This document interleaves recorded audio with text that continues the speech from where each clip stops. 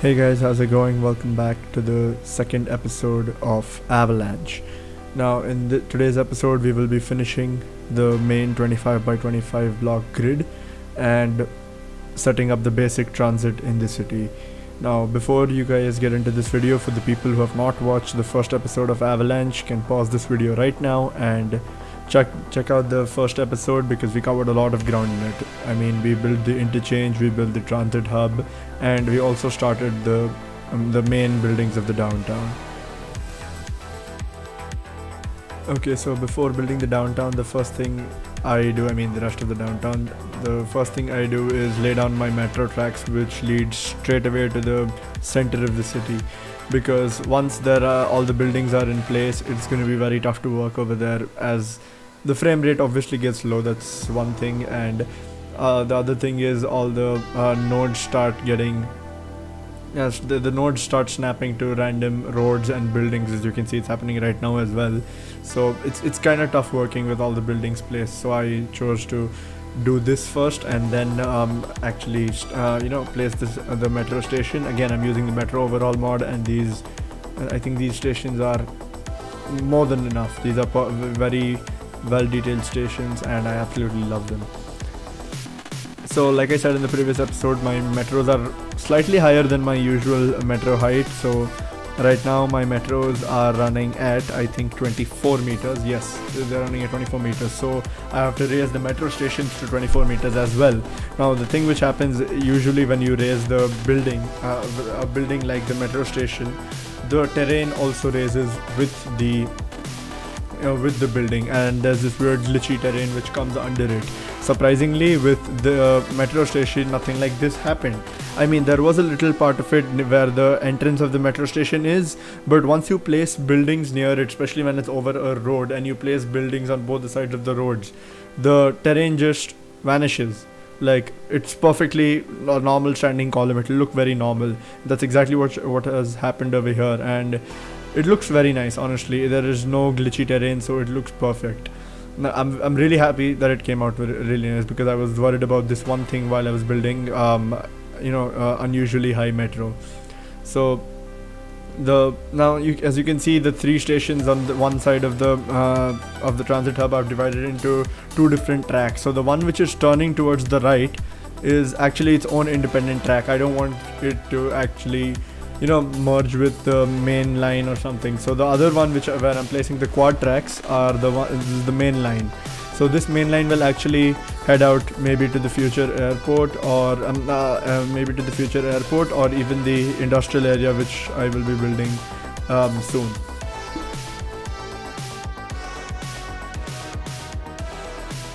So one thing I want to talk about is the Ultimate Eye Candy mod. It has been such an helpful tool, especially while working on this project, because as you can see, the shadows you're seeing right now on the screen, these shadows were not there in Codex City. These shadows have actually appeared because of a mod which I added recently to my collection.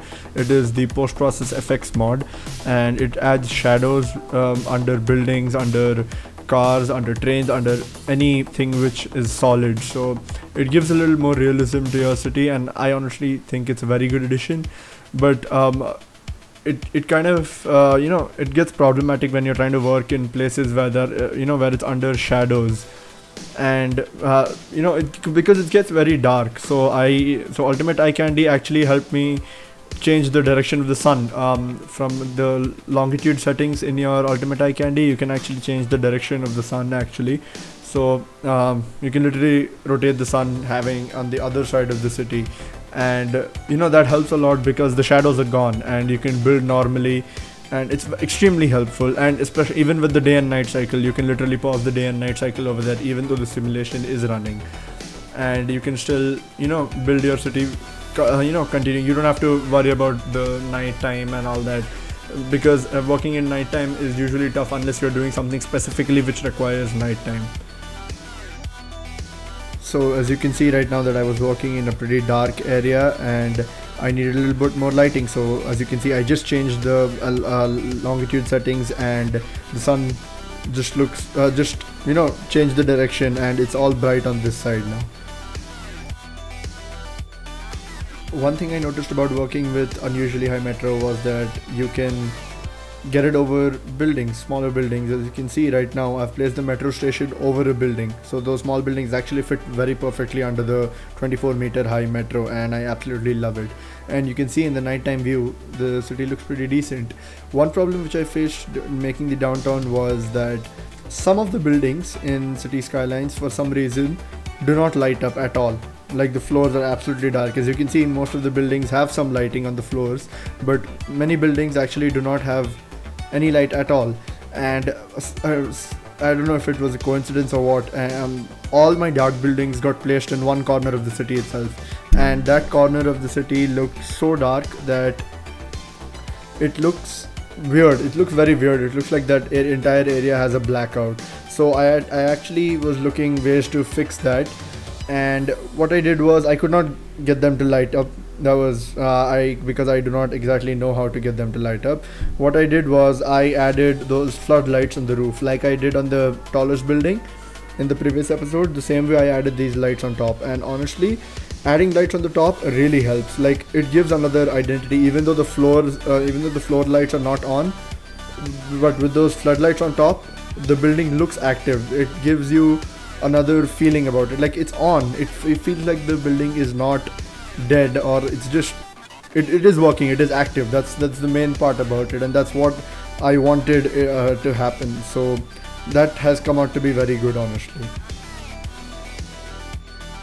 Okay, now to the main part of the episode, detailing the downtown. Now, as you can see, like I've told in the previous episodes as well, that I will not be detailing the downtown intensely. Alright, I will be detailing it. My main motive of detailing, like my main idea of detailing over here would be placing every single building on my own. As you can see, I am doing exactly that right now. I have placed every single building on my own.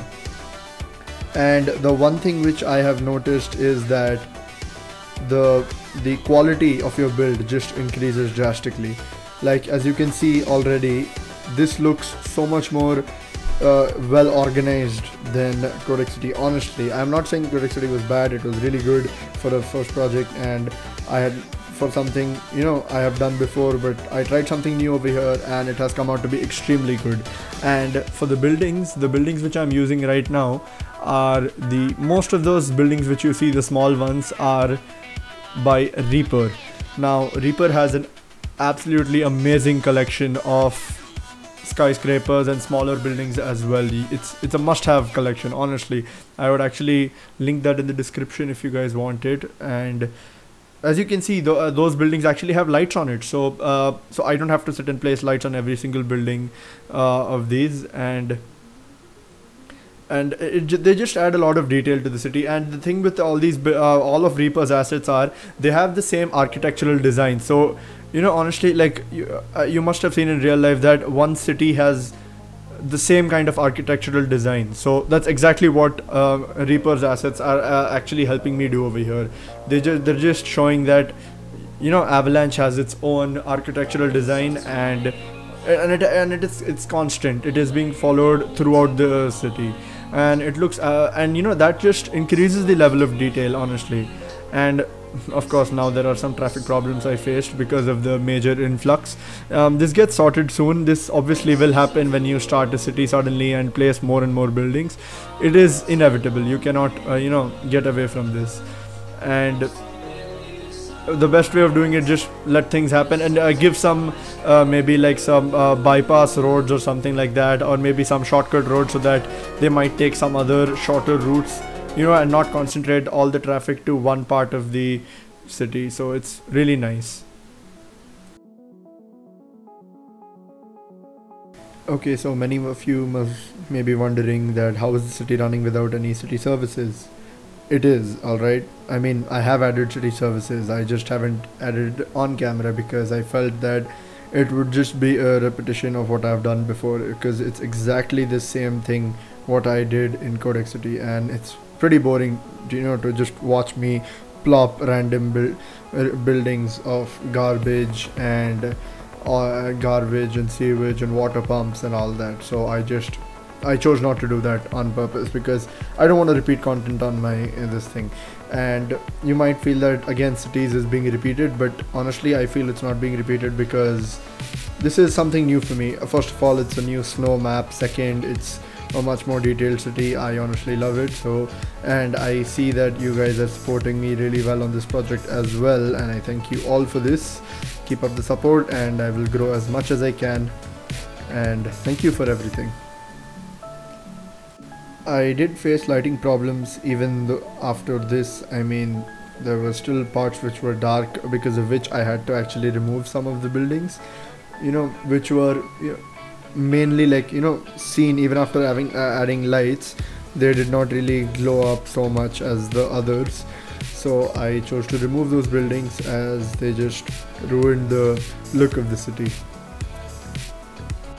You might have seen that the interchange is working flawlessly in this episode. Like, there's so much traffic from 3 different outside connections, but still the interchanges are literally handling it like a pro, because there's so much gap between the exits and entry ramps. There's absolutely smooth flow and 3 different directions. I mean, it can handle it. That was the main reason why I actually made that interchange, and it's serving the purpose really well. I honestly love it because and it looks very satisfying. Like, if you just play the game and just leave it watching the interchange, you can spend hours. If you're like me, you can spend hours watching the interchange and just watch the traffic flow flawlessly through it. I absolutely love it.